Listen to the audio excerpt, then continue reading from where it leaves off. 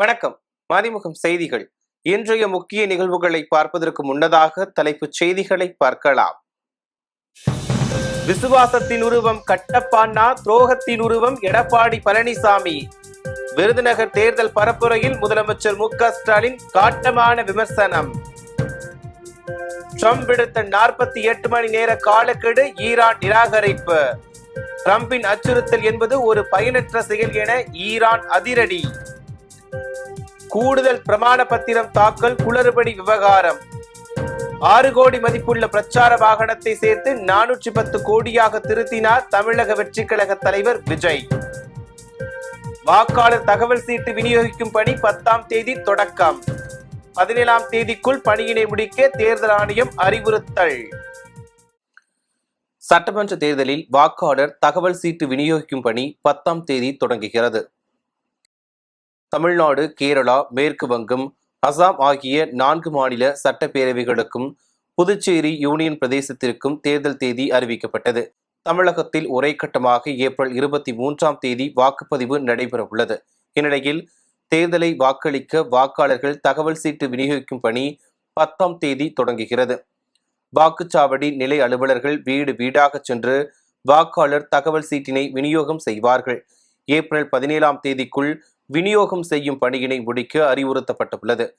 வாக்காளர் பட்டியலில் வரிசை எண்ணை அறிய புகைப்பட வாக்காளர் சீட்டுக்கு பதிலாக வாக்காளர் தகவல் சீட்டு வழங்க ஆணையம் முடிவு செய்துள்ளது. தகவல் சீட்டில் வாக்குச்சாவடியின் பெயர், வாக்குப்பதிவு நாள், நேரம் போன்றவை இடம்பெற்றிருக்கும் என தெரிவிக்கப்பட்டுள்ளது.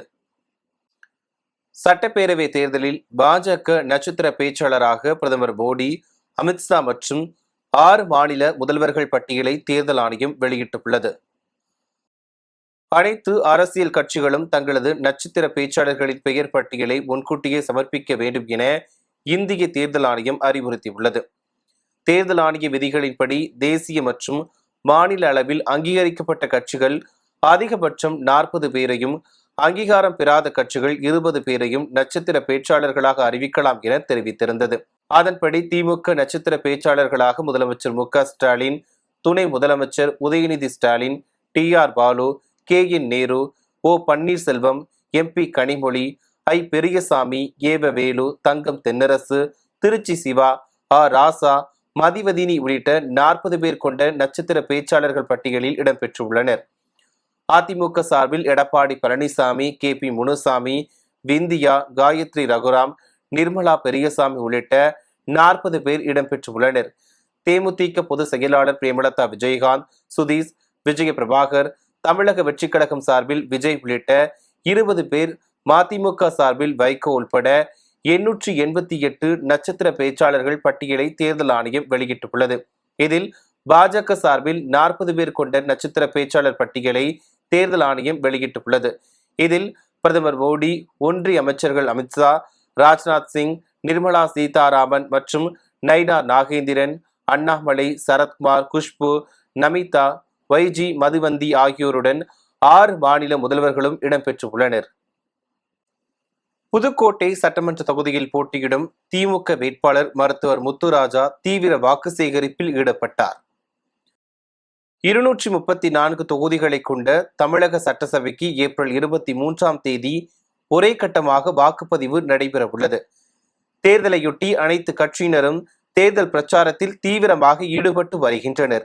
இந்நிலையில் புதுக்கோட்டை சட்டமன்ற தொகுதியில் திமுக வேட்பாளராக மருத்துவர் வை. முத்துராஜா மீண்டும் போட்டியிடுகிறார். இதனையடுத்து புதுக்கோட்டையில் அவரது ஆதரவாளர்கள் பல்வேறு இடங்களில் பட்டாசுகள் வெடித்தும் இனிப்புகள் வழங்கியும் தங்களது மகிழ்ச்சியை வெளிப்படுத்தினர். இந்நிலையில் புதுக்கோட்டை சட்டமன்ற தொகுதியில் போட்டியிடும் முத்துராஜா தீவிர வாக்கு சேகரிப்பில் ஈடுபட்டு வருகிறார். கலைஞர் விளையாட்டு மைதானத்தில் காலையில் நடைபயிற்சி மேற்கொண்ட அவர் அங்கு நடைபயிற்சி மேற்கொண்டவர்களிடம் வாக்கு சேகரித்தார். இதனையடுத்து மைதானத்தில் வாலிபால் விளையாடியும் வாக்கு சேகரித்தார்.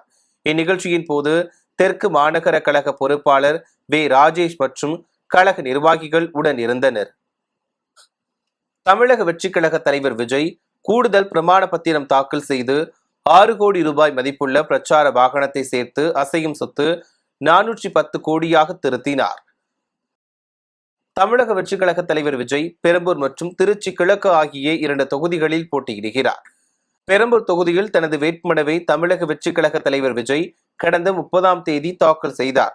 இதில் தனக்கு இருக்கும் அசையும் மற்றும் அசையா சொத்து விவரங்கள், தன் தந்தை, தாய், மனைவி, மகன் மற்றும் மகளுக்கு கொடுத்துள்ள கடன் தொகை விவரம் உள்ளிட்டவற்றை தெரிவித்துள்ளார். பெரம்பூர் தொகுதியில் தனது வேட்புமனுவில் எந்தவித காவல்துறை வழக்கும் இல்லை என தெரிவித்திருந்தார். பின்னர் கொளத்தூரில் விஜய் பிரச்சாரம் மேற்கொண்டது தொடர்பாக அவர் மீது வழக்கு பதிவு செய்யப்பட்டது. இதனையடுத்து திருச்சி கிழக்கு தொகுதியில் தனது வேட்புமனுவை தாக்கல் செய்த விஜய் இந்த வழக்குடன் சேர்த்து 2025ஆம் ஆண்டு பதிவு செய்யப்பட்ட ஒரு வழக்கையும் குறிப்பிட்டு இருந்தார். இந்த வழக்கை ஏன் பெரம்பூர் மனு தாக்கலில் அவர் குறிப்பிடவில்லை என்ற கேள்வி எழுந்தது. இதனையடுத்து புதிய பிரமாண பத்திரம் விஜய் தரப்பில் பெரம்பூரில் தாக்கல் செய்யப்பட்டது. இந்த நிலையில் புதிய வேட்புமனுவில் இடம்பெற்றுள்ள தகவலின்படி விஜயின் சொத்து விவரங்களிலும் பல்வேறு குளறுபடிகள் இருப்பது தெரிய வந்துள்ளது. பழைய வேட்புமனுவில் கையில் 1.10 லட்சம் ரொக்கம் இருப்பதாக விஜய் குறிப்பிட்டிருந்தார். ஆனால் புதிய வேட்புமனுவில் 2 லட்சம் என குறிப்பிட்டுள்ளார். ஜெயாநகர் ப்ராப்பர்ட்டி பிரைவேட் லிமிடெட் நிறுவனத்தில் மொத்த பங்கு மதிப்பு பழைய வேட்புமனுவில் 19.03 லட்சம் என்று தெரிவித்திருந்தார். புதிய வேட்புமனுவில் 19.69 லட்சம் என்று குறிப்பிட்டுள்ளார். இதேபோல் விஜய் 4ஆம் தேதி தாக்கல் செய்த பிரமாண பத்திரத்தில் 410 கோடி அசையும் சொத்து இருப்பதாக காட்டியுள்ளார். 30ஆம் தேதி தாக்கல் செய்த மனுவில் 404 கோடி அசையும் சொத்து இருப்பதாக கூறியிருந்தார். 2023-2024 நிதியாண்டில் மொத்த வருமானம் 105 கோடி என முதலில் தாக்கல் செய்த வேட்புமனுவில் கூறிய விஜய் 2023-24 நிதியாண்டில் மொத்த வருமானம் 237 கோடி என்று மீண்டும் கூறியுள்ளார். இதற்கிடையே கூடுதல் விவரங்களுடன் திருச்சி கிழக்கிலும் விஜய் தரப்பில் பிரமாண பத்திரம் தாக்கல் செய்யப்பட்டுள்ளதாக கூறப்படுகிறது. அமெரிக்கா ஈரான் இடையே ஒப்பந்தம் மேற்கொள்ள ட்ரம்ப் விடுத்த 48 மணி நேர காலக்கெடுவை ஈரான் நிராகரித்துள்ளது. ஈரான், அமெரிக்கா, இஸ்ரேல் இடையே கடந்த பிப்ரவரி 28ஆம் தேதி தொடங்கிய போர் முடிவை எட்டாமல் இரு பக்கமும் தாக்குதல்கள் தொடர்ந்து நடத்தப்பட்டு வருகின்றன. இதனால் உலகின் பல்வேறு நாடுகளில் எரிபொருள் தட்டுப்பாடு ஏற்பட்டுள்ளது. அமெரிக்கா, ஈரான் இடையே ஒப்பந்தம் மேற்கொள்ளவும் ஹார்முஸ் நீரிணையை திறக்கவும் ஈரானுக்கு ட்ரம்ப் 10 நாட்கள் அவகாசம் கொடுத்திருந்தார். அந்த அவகாசம் முடிய போகும் நிலையில் ஹார்முஸ் நீரிணையை 48 மணி நேரத்தில் திறக்காவிட்டால் ஈரான் மீது நரகம் கட்டவிழ்த்து விடப்படும் என அமெரிக்க அதிபர் ட்ரம்ப் எச்சரித்திருந்தார். இதுகுறித்து ஈரானின் மத்திய இராணுவ தலைமையகத்திலிருந்து வெளியிட்ட அறிக்கையில் ஜெனரல் அலி அப்துல்லாஹி அலியாபதி ட்ரம்பின் அச்சுறுத்தல் என்பது ஒரு பயனற்ற, பதற்றமான, நிலையற்ற மற்றும் முட்டாள்தனமான செயல் என தெரிவித்துள்ளார். எதிர்க்கட்சி தலைவர் எடப்பாடி பழனிசாமி அடுத்தடுத்து பொய்களை கூறி வருவதாக முதலமைச்சர் மு.க. ஸ்டாலின் குற்றம் சாட்டியுள்ளார். விருதுநகர் சத்திரெட்டிப்பட்டியில் திமுக கூட்டணி கட்சி வேட்பாளர்களை ஆதரித்து முதலமைச்சர் மு.க. ஸ்டாலின் பிரச்சாரம் மேற்கொண்டார். விருதுநகரில் போட்டியிடும் தேமுதிகவின் விஜய பிரபாகரனுக்கு முரசு சின்னத்தில் மக்கள் வாக்களிக்க வேண்டும் என கேட்டுக்கொண்ட அவர் படத்தில் விஜயகாந்திற்காக வாக்கு கேட்டதாகவும் இன்று அவரது மகனுக்காக ஓட்டு கேட்க வந்துள்ளதாகவும் கூறினார். தொடர்ந்து பேசிய அவர் எதிர்க்கட்சியினர் சாதனைகள் எதனையும் சொல்ல முடியாமல் அவதூறுகளையும் தரம் தாழ்ந்த பேச்சுக்களையும் நம்பி எதிர்க்கட்சி தலைவர் எடப்பாடி பழனிசாமி பிரச்சாரம் செய்து கொண்டிருப்பதாக கூறினார். சங்கி கூட்டணியில் சேர்ந்ததாலேயே அவர்களைப் போலவே வாட்ஸ்அப் வதந்திகளை பழனிசாமி வாந்தி எடுப்பதாக விமர்சித்த முதலமைச்சர் பெருந்தலைவர் காமராஜரின் மறைவின் போது மகனைப் போல உடனிருந்து இறுதி நிகழ்வுகளை செய்தவர் கலைஞர் கருணாநிதி என கூறினார். ஜானகி அம்மையார் மறைந்த சில நாட்களிலேயே ராமாவரம் தோட்டத்திலுள்ள எம்ஜிஆரின் நிலத்தில் ஜானகி அம்மையாரின் படத்தை திறந்து வைத்தவர் கருணாநிதி எனவும் மக்களால் தூக்கி எறியப்பட்ட பழனிசாமிக்கு இது எல்லாம் தெரியுமா எனவும் கேள்வி எழுப்பினார். கட்சி தலைவர் பழனிசாமி அவர்கள் பழனிசாமின்னு சொன்னா அது பொய், பித்தன் அப்படிதான் வரும். பழனிசாமி சொல்லிருக்கக்கூடிய பொய்களை ஒரு புத்தகமே போடலாம். அந்த அளவுக்கு பொய்களை சொல்லிக் கொண்டிருக்கிறார். 5 முறை முதலமைச்சராக இருந்த நம்முடைய தலைவர் கலைஞர் அவர்களை பற்றி பச்சை பொய்ய பேசின பழனிசாமிக்கு நான் நெல்லையிலே அதற்கு பதிலடி கொடுத்திருக்கிறேன். தான் சொன்ன ஒரு பொய்யிலிருந்து தப்பிக்க அடுத்தடுத்த பொய்களை கூச்சமே இல்லாம சொல்ல தொடங்கி இருக்கிறார். என்ன சொல்லுகிறார்?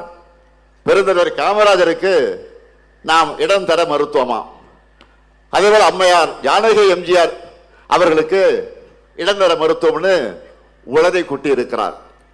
சங்கி கூட்டணியில் சேர்ந்த காரணத்தால அவங்கள போலவே வாட்ஸ்அப் வதந்திகளை வாந்தி எடுத்துக்கிட்டு இருக்கிறார். பெருந்தலைவர் காமராஜர் மறைவுற்ற போது சொந்த மகனை போல உடனிருந்து இறுதி நிகழ்வுகளை செஞ்சவர் நம்முடைய தலைவர் கலைஞர் அவர்கள். காமராஜருடைய திருவுடல தேனாம்பட்டை காங்கிரஸ் மைதானத்தில் பொதுமக்கள் அஞ்சலிக்காக வைக்கலாம்னு சொன்னப்போ அவர் ஒரு கட்சிக்கு மட்டும் தலைவர் இல்ல, எல்லோருக்குமான தலைவர், முன்னாள் முதலமைச்சர் காரணத்தால ராஜாஜி மண்டபத்தில் தான் வைக்கணும்னு சொன்னவர் தலைவர் கலைஞர் அவர்கள். அவரை கிண்டி காந்தி மண்டபத்தில் தகனம் செய்ய முடிவெடுத்து நள்ளிரவு மழையில நனைஞ்சபடி இடத்தை தேர்வு செஞ்சார். அவர் போன கார் லைட்டை போட்டு இரவு மழை பெஞ்சுக்கிட்டு இருக்கு. அப்போ அந்த இடத்தை தலைவர் கலைஞர் தான் தேர்வு செஞ்சார். அது மட்டும் இல்ல, முப்படை வீரர்கள் தூக்கிட்டு வந்த பெருந்தலைவர் காமராஜருடைய உடலை வாங்கி பீரங்கி வண்டியில வச்சது யார் தெரியுமா? தலைவர் கலைஞரும் அன்றைய கர்நாடக முதலமைச்சர் தேவராஜ அரசு அவர்களும் தான். அதே திமுக அமைச்சராக இருந்த ராஜாராம் ஆகியோர் தான். தகன மேடைக்கு அருகே இந்திரா காந்தி அம்மையாரோடு கலைஞரும் இருந்தார். இதெல்லாம் வரலாறு. பழனிசாமி அவர்கள் சொன்ன பொய் உண்மைன்னா அந்த காலத்திலே இந்த பிரச்சனை சர்ச்சையாக இருக்கும் அல்லவா, பத்திரிகையில் செய்தியாக வந்திருக்கும். ஆனால் அப்படி எதுவும் நடைபெறவில்லை. ஆனால் தமிழ்நாட்டு காங்கிரஸ் தலைவர்கள் எழுதின புத்தகங்களில் கலைஞரை பற்றி புகழ்ந்துதான் இந்த விஷயம் குறித்து எழுதியிருக்கிறார்கள். அதே போல ஜானகி எம்ஜிஆர் அவர்கள் மறைந்த சில நாட்களிலேயே ராமாவரம் தோட்டத்தில் இருக்கக்கூடிய எம்ஜிஆர் இல்லத்தில் ஜானகி எம்ஜிஆருடைய படத்தை திறந்து வச்சவர் தலைவர் கலைஞர். ஆர் வீரப்பன், ராமசாமி உடையார், வழக்கறிஞர் NC ராகவாச்சாரி ஆகியோரும் உடனிருந்த நிகழ்வு. சில காலம் மட்டுமே முதலமைச்சராக இருந்த ஜானகி எம்ஜிஆர் படத்தை அதிமுக தலைவர்களை கோட்டையில, முதலமைச்சர் பிரதமர் வரிசையா இருக்கும் பாருங்க, அந்த கோட்டையில கூட மாட்டல. காட்டுமன்னார் கோவில் தொகுதியில் போட்டியிடுவதாக கூறப்பட்ட நிலையில் அந்த முடிவில் இருந்து விசிக தலைவர் திருமாவளவன் பின்வாங்கியுள்ளார். சென்னையில் செய்தியாளர்களிடம் பேசிய திருமாவளவன், இதற்கு திமுக அழுத்தம் காரணம் என தமிழக வெற்றி கழகத்தைச் சேர்ந்த ஆதவ் அர்ஜுனா கூறியிருந்த நிலையில் அதற்கு பதிலடி கொடுத்துள்ளார். சர்வே முடிவுகள் ஆதரவான தகவல்களை பதிவு செய்து வருகின்றன. எனவே நான் சந்தேகப்பட்டு ஒரு ஹங் அசெம்பிளி வரும், தொங்கு சட்டசபை வரும் அப்படின்னு சந்தேகப்பட்டு நான் போட்டியிடுவதாக சொல்லப்படுகிற கருத்து தவறான கருத்து. என்னுடைய நோக்கத்தை கொச்சைப்படுத்துகிற காரணத்தினால் நான் முன்வைத்த காலை பின்வைக்கவில்லை. இதை ஒரு உத்தியாக பார்க்கிறேன். என் நிலைப்பாட்டை தள்ளி வைக்கிறேன், என் உத்தியை மாற்றி அமைக்கிறேன். I just change my strategy, அவ்வளவுதான். என்னுடைய உத்தியை நான் தள்ளி வைக்கிறேன், என்னுடைய நிலைப்பாட்டை தள்ளி வைக்கிறேன், உத்தியை மாற்றி அமைக்கிறேன். எனவே நான் போட்டியிடுவதாக அறிவிக்கப்பட்ட காட்டுமன்னார் கோவில் தொகுதியில் மறைந்த தலைவர் ஐயா இளைய பெருமாள் அவர்களின் இளைய மகன் ஜோதிமணி அவர்கள் வேட்பாளராக போட்டியிடுவார். இளைய பெருமாள் அவர்கள் இந்த சமூகத்திற்கு மிகப்பெரிய பங்களிப்பு செய்தவர். அவருடைய குடும்பத்தை கௌரவிக்க வேண்டும் என்கிற உணர்வு எனக்குள்ளே இருந்தது. ஆகவே ஒரு பொறியாளர், துறைமுகத்தில் பணியாற்றி ஓய்வு பெற்ற பொறியாளர், அவர் நான் நிற்கிற காட்டுமன்னார் கோவில் தொகுதியில் விடுதலை சிறுத்தைகள் கட்சியின் அதிகாரப்பூர்வமான வேட்பாளராக போட்டியிடுவார். 2001 ஒன்று செஞ்சேன். அப்பெல்லாம் இது பெரிய அளவில் பேசப்படாத காலம், விடுதலை சிறுத்தைகள் பெரிய அளவில் கவனிக்கப்படாத காலம். அன்னைக்கு 8 இடம் திமுக கொடுத்துச்சு. அப்ப நான் திட்டமிட்டு பெண்களுக்கு சீட்டு கொடுத்தே தீர்வேன்னு அவினாசியில ஒரு பெண்ணை தேடி பிடிச்சி ஒரு அருந்ததியர் சமூகத்து பெண்ணுக்கு கொடுத்தேன். அதே மாதிரி சமயநல்லூர் தொகுதி எனக்காக நான் கேட்டு வாங்கினேன். கலைஞர் முடியாதுன்னு சொன்னார். சமயநல்லூர் செல்வராஜ் முன்னாள் அமைச்சர் நிற்கிற தொகுதி, அதை போய் கேட்குறீங்களே, தர முடியாதுன்னு சொல்லி அனுப்பிச்சிட்டார். நான் வெளியே வந்த பிறகு மறுபடியும் என் பேரை சொல்லி கூப்பிட்டாங்க. திருமாவளவன் தலைவர் கூப்பிட்றாருன்னார். போனோம். நீங்க நிற்கிறீங்களான்னார். ஆமா நான் நிற்கிறேன்னு. அப்படின்னா உங்களுக்கு சமயநல்லூர் தொகுதியை தர, நீங்க வேற யாருக்கும் கொடுக்குறதா இருந்தால் தரமாட்டேன் அப்படின்னு சொன்னார். நான் நிற்கிறேங்க ஐயான்னு சொன்னேன். அந்த சமயநல்லூர் தொகுதியை அதன் பிறகு நான் கக்கன் அவர்களின் குடும்பத்தை சார்ந்த கஸ்தூரி கக்கன் அவர்களை வேட்பாளராக்கி அங்கே நான் அறிவிப்பு செய்தேன். அவர் கட்சி கிடையாது, தமிழ் மாநில காங்கிரஸ். ஆனா அந்த குடும்பத்தை கௌரவிக்கணும். அங்க தமிழ் மாநில காங்கிரஸ்ல அவங்களுக்கு இடம் கிடைக்காது. அந்த மாதிரியான ஒரு சூழல் இருந்த நிலையை நான் கவனிச்ச போது நான் நிக்கிற தொகுதியை நீங்க நில்லுங்க அப்படின்னு சொல்லிட்டு நான் அறிவிச்சேன். ஆனா கலைஞர் அதுக்கு முன்கூட்டியே புரிஞ்சுக்கிட்டு நாங்க பேசிக்கிட்டு இருந்ததை வச்சு தெரிஞ்சுக்கிட்டு என்ன அவரே வந்து விழுப்புரத்துல வேட்பாளர் பட்டியல் அறிவிக்கும் போது நானே எதிர்பார்க்கல திருமாவளவன் வந்து மங்களூரில் போட்டியிடுகிறார் அப்படின்னு கலைஞரே அறிவிச்சார். என் பேரை நான் வந்து சமநல்லூர்ல தான் எழுதி வச்சிருந்தேன். வேட்பாளர் பட்டியல் அறிவிக்கிறது முன்னாடி அவர் வந்து எனக்கு கூப்பிட்டு கேட்டு தெரிஞ்சுக்கிட்டு சரி அப்படின்னா அவங்க நிக்கட்டும், நீங்க இங்க நில்லுங்கன்னு சொல்லி மாத்தி விட்டாங்க. நீ நிக்காம இருக்க கூடாதுங்கிறதுக்காக என்ன மாத்தி விட்டார். நான் வேற யாரையா போட்டுருங்கிறதுனால இது நிகழ்ந்தது. ஆகவே 2001 கக்கன் குடும்பத்தினருக்கு ஒரு வாய்ப்பு கொடுத்ததை போல 2026 அந்த பகுதியில் சாதி ஒழிப்பு களத்தில் தீவிரமாக போராடிய ஐயா இளைய பெருமாள் குடும்பத்தை கௌரவிக்கும் வகையில் அவருடைய இளைய மகன் பொறியாளர் ஜோதிமணி இளைய பெருமாள் வேட்பாளராக போட்டியிடுவார் என்பதை தெரிவித்துக் கொள்கிறேன். திருப்பத்தூர் மாவட்டம் நாற்றம்பள்ளி அருகே அனுமதியின்றி மணல் கடத்திய டிப்பர் லாரியை பறிமுதல் செய்த போலீசார் 2 பேரை கைது செய்தனர். நாற்றம்பள்ளி அடுத்த வெளக்கல் நத்தம் குனிச்சியூர் பகுதியைச் சேர்ந்த பார்த்திபன் என்பவர் ஆந்திர மாநில எல்லை பகுதியில் இருந்து தொடர் மணல் கடத்தலில் ஈடுபட்டு வருவதாக நாற்றம்பள்ளி போலீசாருக்கு தகவல் கிடைத்தது.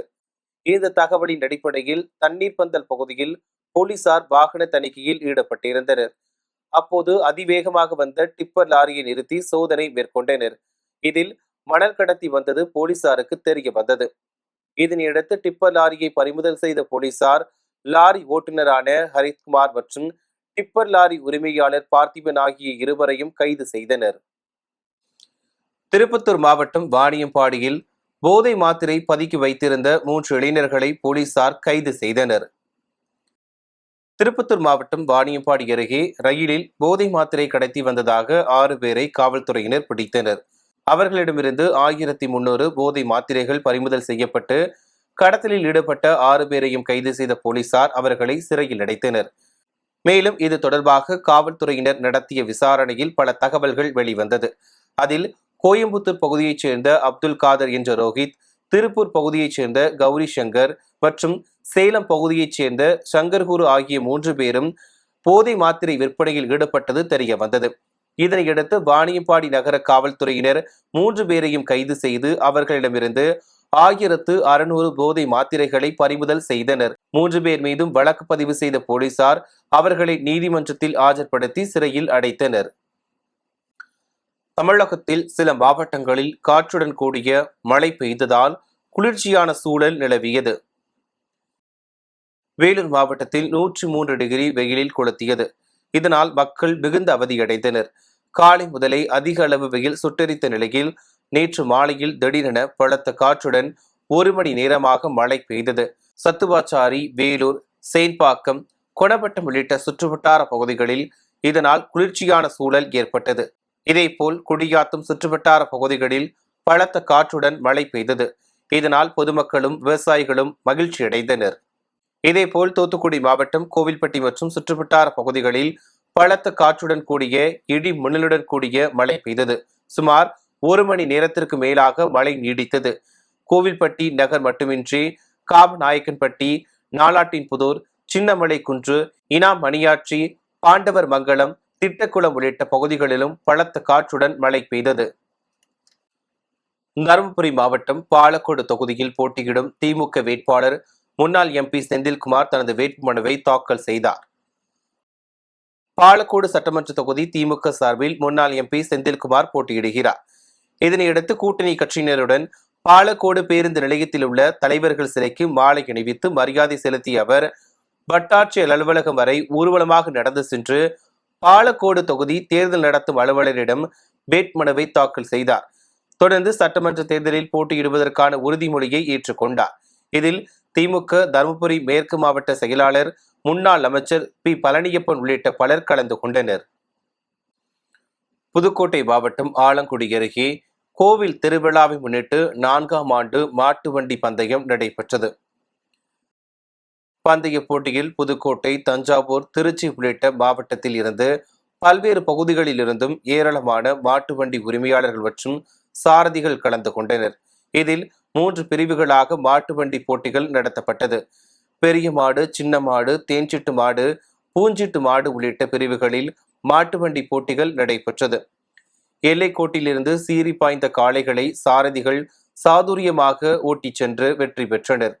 சாலையில் துள்ளி குதித்து சென்ற மாட்டு வண்டி போட்டிகளை பொதுமக்கள் சாலை ஓரத்தில் நின்று கைத்தட்டியும் விசிலடித்தும் ஆரவாரத்துடன் கண்டு ரசித்தனர்.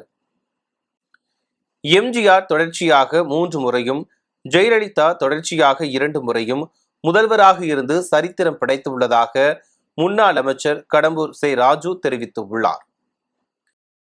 தூத்துக்குடி மாவட்டம் கோவில்பட்டி சட்டமன்ற தொகுதியில் 4வது முறையாக அதிமுக சார்பில் போட்டியிடும் முன்னாள் அமைச்சர் கடம்பூர் ராஜு தனது வேட்புமனுவை தாக்கல் செய்தார்.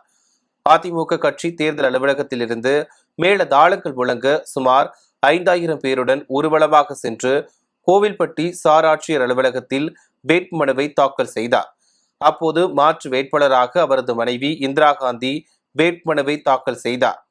இதனைத் தொடர்ந்து செய்தியாளர்களை சந்தித்த அவர் 2026 பெரும்பான்மையுடன் வெற்றியடைவோம் என நம்பிக்கை தெரிவித்தார். அல்ல, தன்னோட குடும்பத்துக்கு ஒரு சட்டம், மக்களுக்கு ஒரு சட்டத்தை திராவிட முன்னேற்ற கழகம் நடைமுறைப்படுத்தி அன்றைக்கு வெட்ட வெளிச்சமானது. அப்போ நாங்கள் மாண்புமிகு அன்றைக்கு முதலமைச்சர் அந்த எடப்பாடியார் அவர்களை முதலமைச்சர் உட்பட அத்தனை குடும்பத்தை சேர்ந்தவர்கள் வந்து சந்தித்தார்கள். முதலமைச்சர் தெளிவாக சொன்னார், நீங்கள் தான் வழக்கு போட்டீர்கள், அந்த வழக்கு மெரினா கடற்கரையிலே அடக்கம் செய்வதற்கு உகந்ததாக இல்லை, அந்த வழக்கு தான் தடையாக இருக்கின்றது. எனவே நாங்கள் அங்கே அடையாறில் உள்ள இந்த காந்தி மண்டபம் வளாகத்திற்குள்ளே இன்றைக்கி பெருந்தலைவர் காமராஜர் நினைவு மண்டபம் அங்கே தான் இருக்கின்றது, அங்கு தாராளமான இடம் இருக்கின்றது, நீங்கள் எவ்வளோ இடம் கேட்டாலும் நாங்கள் தருகிறோம்ன்றது தகவலை சொன்னார்கள். அதற்கு பிறகு அந்த வழக்கை வாபஸ் பெற்று அவசர கதியில் ஒரு நாளில் நீதிமன்றத்தை அணுகி என்னெல்லாம் செய்தார்களோ எங்களுக்கு தெரியாது. நீதிமன்றத்தின் மூலமாக அங்கே வைக்கலாம் என்ற அனுமதி வந்தவுடன் பெருந்தன்மையாக அரசு மேல்முறையீடு செய்யவில்லை. அதுதான் நாங்கள் எங்கள் துறையின் மூலமாக நாங்கள் மேல்முறையீடு செய்திருந்தால் கிட்டத்தட்ட வழக்கு எத்தனை நாளுக்கு இழுத்தடிக்கும் என்பது உங்களுக்கு தெரியும். அதுவரை அவருடைய உடல் நல்லடக்கம் செய்திருக்கப்பட முடியாது. நாங்கள் அரசியல் நாகரிகம் கருதி அந்த இடத்தை மேல்முறையீடு செய்வது அவர்களுக்கு சாதகமாக தீர்ப்பு வந்தவுடன் சரி சாதகமாக தீர்ப்பு வந்துவிட்டது என்று சொல்லி 1 மணி நேரத்திற்குள்ளாக மாண்புமிகு அண்ணன் எடப்பாடியார் அவர்களும் கையெழுத்திட்டு நானும் அந்த கோப்பில் கையெழுத்திட்டு அதற்கு பிறகுதான் கருணாநிதி அவருடைய உடல் அங்கே நல்லடக்கம் செய்யப்பட்டது. இது உலகறிந்த உண்மை. இதை வசதியாக தேர்தலுக்காக முதலமைச்சர் ஸ்டாலின் மாற்றி பேசுகிறார் என்பதுதான் நிதர்சனமான உண்மை. கன்னியாகுமரி மாவட்டம் நாகர்கோவிலில் புனித சவேரியார் பேராலயத்தில் சிறப்பு திருப்பலி நடைபெற்றது. நள்ளிரவு 12 மணியளவில் இயேசு உயிர்ப்பு பெருவிழா ஆராதனை நடைபெற்றது. கோட்டார் மறை மாவட்ட ஆயர் நசேரின் சூசை தலைமை தாங்கி திருப்பலியை நிறைவேற்றினார். அப்போது அங்கு கூடியிருந்த கிறிஸ்தவர்கள் அனைவரும் இயேசு வாழ்த்து பாடினர். நள்ளிரவில் நடைபெற்ற இந்த ஈஸ்டர் சிறப்பு திருப்பலியில் ஏராளமான ஆண்கள், பெண்கள், சிறுவர், சிறுமிகள் என ஏராளமானோர் புத்தாடை அணிந்து வந்து தேவாலயங்களில் குடும்பத்துடன் கலந்து கொண்டனர். இயேசு உயிர்த்தெழுதல் நிகழ்வு மெழுகுவர்த்திகள் ஏற்றியதன் மூலம் பிரார்த்தனைகளும் திருப்பலிகளும் நடைபெற்றது. பின்னர் ஒருவருக்கு ஒருவர் ஈஸ்டர் வாழ்த்துக்களை தெரிவித்துக் கொண்டனர். ஆண்டவர் இயேசு உயிர்த்தெழுந்தபின் தன்னுடைய சீடர்களை சந்திக்கின்ற பொழுது எல்லாம் அமைதி உங்களுக்கு உரித்தாக என்றே வாழ்த்தை தெரிவித்தார். இந்த அமைதி இந்த உலகிற்கு தேவை என இந்த உயிர்ப்பின் நாளிலே நாம் ஆண்டவரிடம் வேண்டுகின்றோம். உலகம் முழுவதுமே அமைதியில் மகிழ வேண்டும் எனவும் உலகம் தராத அமைதியை நான் உங்களுக்கு தருவேன் என்று கூறிய உயிர்த்த ஆண்டவருடைய அமைதி நம்முடைய உலகத்தில் நிலைபெறவும் இந்த நாளில் திருப்பலியை அதை மேலாக ஆண்டவரிடம் இறைவேண்டலை நாம் ஒப்புக் கொடுக்கின்றோம். நமக்கென பாடுகள் பட்டு சிலுவையில் அறையப்பட்டு இறந்த ஆண்டவர் உயிர் தெழுக்கின்றிருக்கின்றார் என்ற மகிழ்வான நற்செய்தியை இன்று நாம் தூதர் வழியாக கேட்கின்றோம். அந்த நற்செய்தியை நாம் எல்லா மக்களுக்கு எடுத்துச் செல்வோம். அது அமைதி நற்செய்தியாக இருக்கட்டும், சமூக நல்லிணக்கத்தின் நற்செய்தியாக இருக்கட்டும், அனைத்து மக்களும் வாழ்வு பெறுகின்ற நற்செய்தியாக அமையட்டும். அதுவே ஆண்டவர் இயேசு நம்மோடு இன்னும் உயிருடன் வாழுகிறார் என்பதனுடைய சிறந்த சான்றாக அமையும். மீண்டும் உங்கள் யாவருக்கும் உள்ள மகிழ்வோடு உயிர்ப்பு பெருவிழா நல்வாழ்த்துக்களை இனிதே தெரிவித்துக் கொள்கின்றேன். நன்றி. IPL 2026 தொடரில் பெங்களூரு அணி CSK அணியை இன்று எதிர்கொள்கிறது. IPL 2026 தொடரில் தங்களின் முதல் போட்டியில் ஹைதராபாத் அணியை 6 விக்கெட் வித்தியாசத்தில் வீழ்த்தி வெற்றிகரமாக துவங்கிய பெங்களூரு அணி தனது 2வது லீக் போட்டியில் இன்று CSK அணியை எதிர்கொள்கிறது. இந்த நட்சத்திர அணிகள் மோதும் போட்டி பெங்களூருவில் உள்ள சின்னசாமி மைதானத்தில் நடைபெறுகிறது. RCB தங்களின் முதல் போட்டியில் வெற்றி பெற்றிருந்தாலும் CSK அணி தொடர் தோல்விகளை சந்தித்து வருகிறது. முதல் போட்டியில் ராஜஸ்தான் அணியிடம் 8 விக்கெட் வித்தியாசத்தில் தோல்வியடைந்த நிலையில் அடுத்த போட்டியில் பஞ்சாப் அணியிடம் 5 விக்கெட் வித்தியாசத்தில் மீண்டும் தோல்வியடைந்தது. IPL தொடரில் இரு அணிகளும் இதுவரை மொத்தம் 35 போட்டிகள் விளையாடிய நிலையில் அதில் 21 வெற்றிகளை CSK வெற்றி பெற்று முன்னிலை வகிக்கிறது. RCB 13 போட்டிகளில் வென்றுள்ளது. இந்நிலையில் வெற்றியை தொடர RCB முயற்சி செய்தாலும் தோல்வி தொடரை முறியடிக்க CSK கடும் போராட்டம் நடத்தும் என எதிர்பார்க்கப்படுகிறது. மீண்டும் தலைப்புச் செய்திகள். விசுவாசத்தின் உருவம் கட்டப்பானா, துரோகத்தின் உருவம் எடப்பாடி பழனிசாமி. விருதுநகர் தேர்தல் பரப்புரையில் முதலமைச்சர் மு.க. ஸ்டாலின் காட்டமான விமர்சனம். ட்ரம்ப் விடுத்த 48 மணி நேர காலக்கெடு ஈரான் நிராகரிப்பு. ட்ரம்பின் அச்சுறுத்தல் என்பது ஒரு பயனற்ற செயல் என ஈரான் அதிரடி. கூடுதல் பிரமாண பத்திரம் தாக்கல் குளறுபடி விவகாரம். 6 கோடி மதிப்புள்ள பிரச்சார வாகனத்தை சேர்த்து 410 கோடியாக திருத்தினார் தமிழக வெற்றிக் கழக தலைவர் விஜய். வாக்காளர் தகவல் சீட்டு விநியோகிக்கும் பணி 10ஆம் தேதி தொடக்கம். 17ஆம் தேதிக்குள் பணியினை முடிக்க தேர்தல் ஆணையம் அறிவுறுத்தல். இத்துடன் செய்திகள் நிறைவடைந்தன. மீண்டும் செய்திகள் இரவு 8 மணிக்கு. மேலும் செய்திகளை தெரிந்து கொள்ள மதிமுகம் பிரைம் யூடியூப் தளத்தில் இணைந்திருங்கள்.